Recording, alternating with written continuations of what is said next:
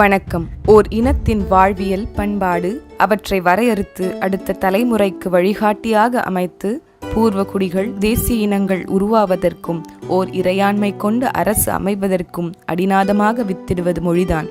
அப்படி ஓர் மொழியை பேசக்கூடிய மக்கள் நீடித்து ஒரு நிலப்பரப்பில் வாழும்போது அவர் அந்த மொழியை சார்ந்த இனத்தவர் என்று அடையாளப்படுத்தப்படுகிறார்.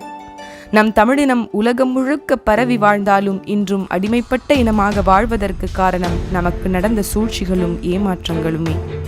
1956 மொழிவாரியாக மாநிலங்கள் பிரிக்கப்பட்ட போது ஐயா சங்கரலிங்கனார் அவர்கள் 12 கோரிக்கைகளை முன்வைத்து 79 நாட்கள் உண்ணாவிரத போராட்டம் இருந்து தன் இன்னுயிரை நீத்தார்.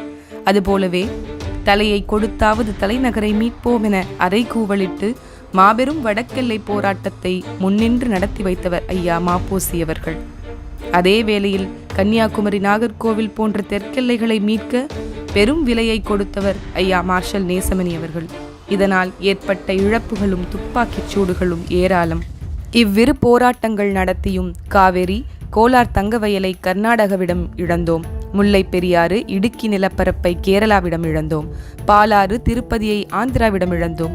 எல்லை போராட்டத்தின் போது ஆண்ட காங்கிரஸ், திமுக வேடிக்கை பார்த்ததை தவிர போராடியவர்கள் தமிழ் மக்களே. வடதிசை கங்கையும் இமயமும் கொண்டு தென்திசை ஆண்ட தென்னவன் வாழி என இந்திய முழுமையும் ஆண்ட பெருமை பெற்றும் ஐயா காமராசருக்கு பிறகு 50 ஆண்டுகளாக தமிழர் ஆளவில்லை, ஆண்டவர்களும் தமிழராய் ஆளவில்லை என்பதே பெரும் துயரம். தன் நிலத்தையும் வளத்தையும் உரிமையையும் பறிகொடுத்த தமிழினம் வாழ ஒரே காரணம் தன் வரலாறு தெரியாமல் வாழும் அறியாமைதானே தவிர வேறில்லை. தமிழ்நாடு நாள் ஏன் கொண்டாடப்படுகிறது? தமிழ் மீட்சியும் அதன் வளர்ச்சியும் தாய்மொழி கல்வியும் ஏன் தேவை என்கின்ற அவசியத்தை உணர்த்த, வேலை வாய்ப்புகளில் ஏன் தமிழர்களுக்கு முன்னுரிமை வேண்டும் என்ற புரிதலை ஏற்படுத்த நாம் தமிழர் கட்சி தமிழ்நாடு நாளை கொண்டாடுகிறது. தாய்மொழியில் எழுத படிக்க தெரியாத 3 தலைமுறைகள் உருவாக்கப்பட்டு விட்டன. ஹிந்தி திணிப்பு, ஆங்கில கலப்பு, சமஸ்கிருத திணிப்பு ஆகிய மொழி படையெடுப்புகளை முறியடித்து தமிழர் தாயகத்தில் தமிழர் இறையாண்மை நிலை பெற பாடுபட என்பதோடு மொழிப்போர் தியாகிகளை நினைவு கூறும் வண்ணம் தமிழ்நாடு நாள் கொண்டாடப்பட வேண்டியது அவசியமாகிறது. மொழிவாரி மாநிலமாக பிரிக்கப்பட்ட இந்நாளை கர்நாடக மாநிலம் உள்ளிட்ட அண்டை மாநிலங்கள் அரசு விழாவாக எழுச்சியுடன் கொண்டாடுகின்றன. அம்மண்ணின் மைந்தர்கள் ஆட்சி செய்வதால் அங்கெல்லாம் இந்நாளின் முக்கியத்துவத்தை உணர்ந்துள்ளனர். அந்தந்த மாநிலத்தின் தேசிய கொடிகள் ஏற்றப்படுகின்றன. இங்கோ தமிழ்நாட்டு கொடி ஏற்றினால் வழக்கும் கைதும் தான் மிஞ்சும். ஆகையால் இந்த திராவிட இருட்டடிப்புகளும் எதிர்ப்புகளும் முறியடிக்கப்பட வேண்டும் என்பதோடு தமிழ்நாடு நாள் கொண்டாடப்படுவது அவசியமாகிறது. 57 ஆண்டுகளுக்கு மேலாக தமிழர் நாட்டை ஆண்டு வரும் திராவிட அரசுகள் நேரடியாகவும் மறைமுகமாகவும் தமிழ்மொழி அழிப்பை செய்து வருகின்றன.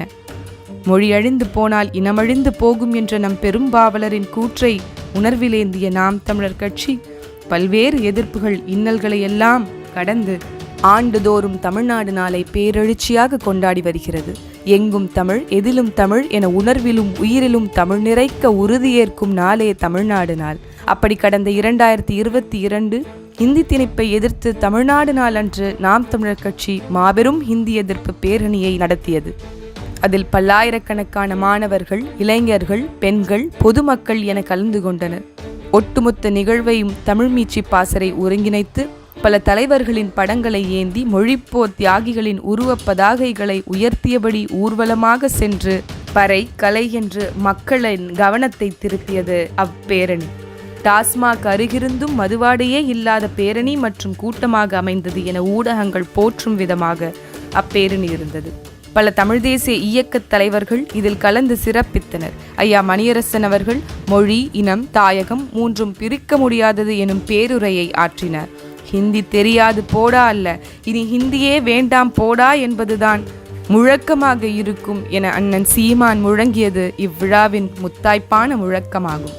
இது ஒரு முன்னோட்டம்தான். ஆட்சி அதிகாரம் நாம் தமிழர் கட்சி வசமாகும் போது நாம் பறிகொடுத்த உரிமைகள் மீட்போம், நமது தமிழ் பேரினத்தின் மொழி பாதுகாக்கப்படும் என உறுதி ஏற்போம். அந்நாளை நோக்கிய நமது பயணம் வெற்றி பெறும் வரை தொடர்வோம். இருப்பதை காப்போம், இழந்ததை மீட்போம். நாம் தமிழர்.